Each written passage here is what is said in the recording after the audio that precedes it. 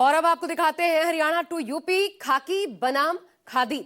ये मुकाबला जो दिखाई दे रहा है और क्यों और कैसे खाकी बनाम खादी की लड़ाई औकात पर आ गई, जिसकी सबसे बड़ी वजह है कि हरियाणा के कैथल में मंत्री वर्सेस एसपी, तो यूपी के सीतापुर में एमएलए वर्सेस थानेदार के बीच ऑन कैमरा क्लैश हुआ।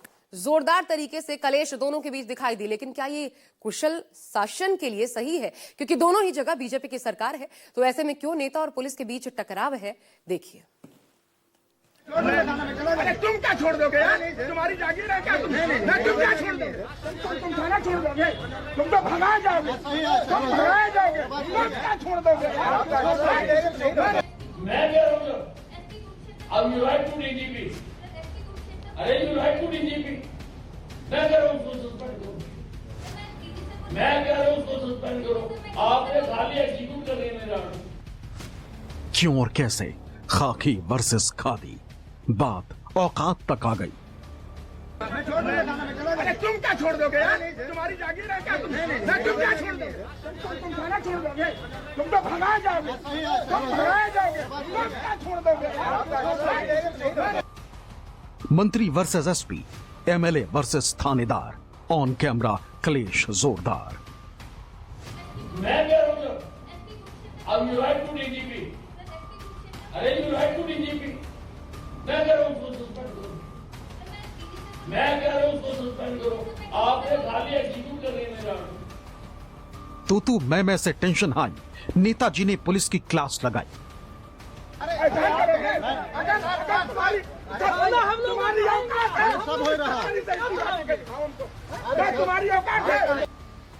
यूपी का सीतापुर, हरियाणा का कैथल, क्यों मची हुई है उथल पुथल।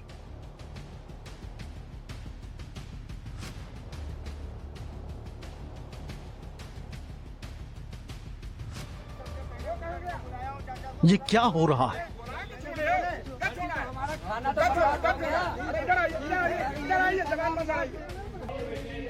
देश में खाकी बनाम खादी की लड़ाई यूं तो नई नहीं, लेकिन जिस तरह ऑन कैमरा ये क्लेश सामने आया है वो हैरान कर देने वाला है।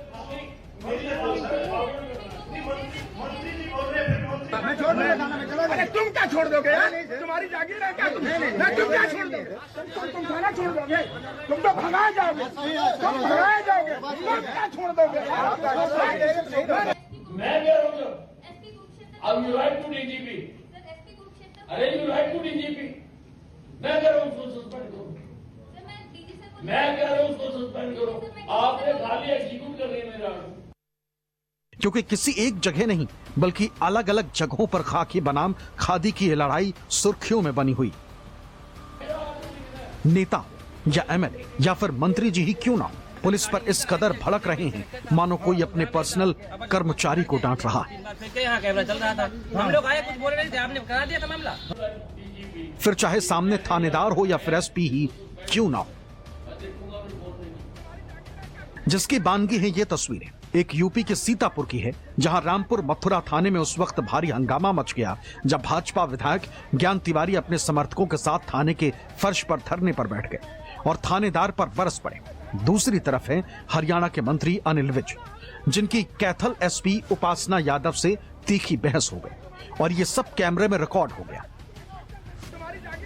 उत्तर प्रदेश के सीतापुर जिले में सियासी हलचल उस समय तेज हो गई जब बीजेपी विधायक ज्ञान तिवारी अपनी ही सरकार की पुलिस के खिलाफ धरने पर बैठ गए।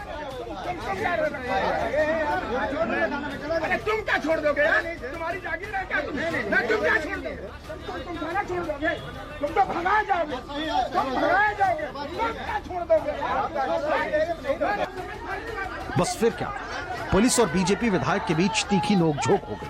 विधायक का गुस्सा थाना प्रभारी संजय पांडे और अन्य पुलिसकर्मियों पर इतना अधिक था कि उन्होंने सरेआम उनकी औकात तक पूछ डाली।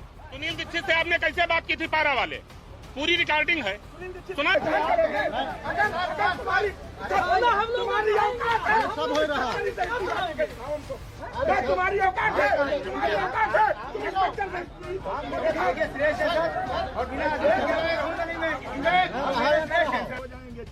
जानकारी के अनुसार विधायक ज्ञान तिवारी ने थाने के प्रभारी निरीक्षक संजय पांडे की कार्यशैली पर सवाल उठाते हुए आरोप लगाया कि पुलिस भाजपा के कार्यकर्ताओं के खिलाफ मनमानी कार्रवाई कर रही है उन्होंने आरोप लगाया कि आम जनता की शिकायतों को गंभीरता से नहीं लिया जा रहा। 9 बजे तुम्हारी पुलिस जाके वहाँ खाना खा रही है, हैं? पुलिस कार्रवाई से नाराज विधायक धरने पर बैठे। विधायक ज्ञान तिवारी एसएचओ के बीच नोकझोंक। डांस पार्टी जबरन बंद कराने से एमएलए नाराज। एसपी ने 24 घंटे में कार्रवाई का दिया भरोसा। बीजेपी विधायक ज्ञान तिवारी का गंभीर आरोप है कि इस मामले में पुलिस ने भेदभावपूर्ण तरीके से कार्रवाई की है। गांव में एक समुदाय यानी कि यादव के कार्यक्रम को तो आयोजित होने दिया, लेकिन जब निषाद और चौहान बिरादरी के लोगों ने कार्यक्रम आयोजित किया तो पुलिस ने लाठी डंडों के बल पर उसे बंद करा दिया और सामान भी फेंक दिया। आरोप ये भी लगाया जा रहा है कि इस दौरान पुलिस कर्मियों ने लोगों के साथ मारपीट की और अवैध वसूली भी की। विधायक ज्ञान तिवारी करीब 3 घंटे तक थाने में जमीन पर बैठे रहे। उन्होंने एसओ संजय पांडे को चुनौती देते हुए कहा कि तुम्हारी औकात क्या है, तुम भगाए जाओ। उसके बाद थाना छोड़ा क्या तुम लगा तुम्हारी औकात है, सब हो रहा है, तुम्हारी औकात है, तुम्हारी औकात है, तुम इंस्पेक्टर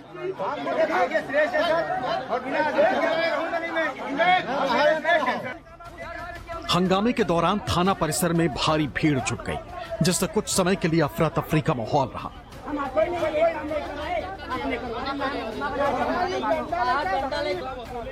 पुलिस प्रशासन ने स्थिति को नियंत्रित करने के लिए अतिरिक्त बल तैनात किया। मामला रामपुर मथुरा थाने इलाके से जुड़ा हुआ है और अफसरों के निर्देश पर पूरे मामले की रिपोर्ट तैयार की जा रही है। दोपहर करीब 3 बजे विधायक जमीन से उठकर कुर्सी पर बैठे। सीओ ने विधायक के एसपी से बात कराई। इनको यहाँ से 3 लोगों का मुक्त करा दीजिए। इनके रहते सब सीसी फुटेज सब गड़बड़ा जाएगा, यहाँ पे कुछ नहीं रहेगा।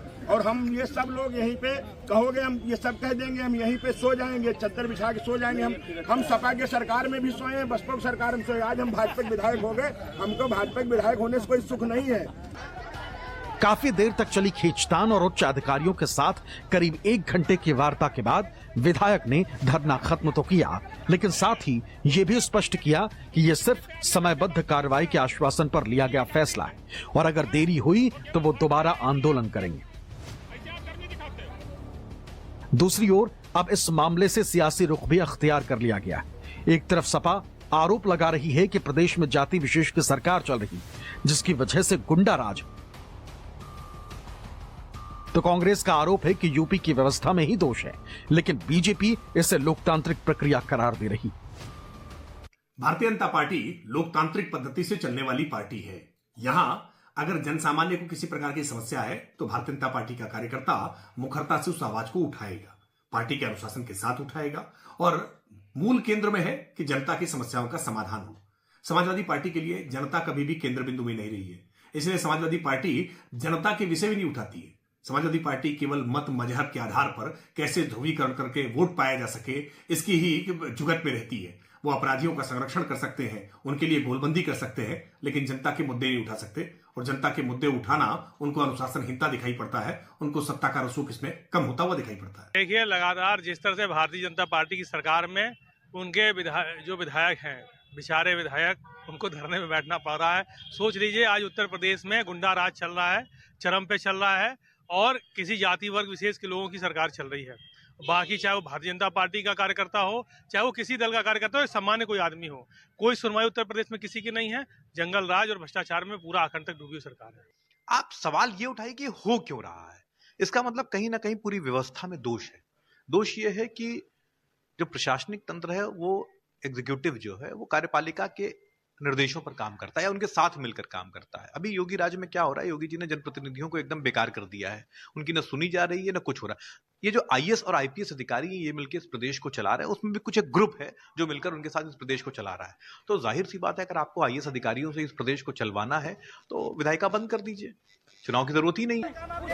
यूपी में 27 में विधानसभा चुनाव, ऐसे में हर घटना का सियासी पहलू या तो सामने आ जाता है या फिर उसे सियासत से जोड़ दिया जाता है। इस बीच जब योगी के विधायक अपने ही प्रदेश की पुलिस के खिलाफ धरने पर बैठे तो सवाल तो खड़े होंगे, व्यवस्था पर भी और इस प्रशासन पर भी, जहां क्या वाकई खादी और खाकी में मतभेद है। क्योंकि जो तस्वीरें और बहस सामने आई है वो अपने आप में कई सवाल खड़े करती, लेकिन शायद जवाब मिल पाना मुश्किल है।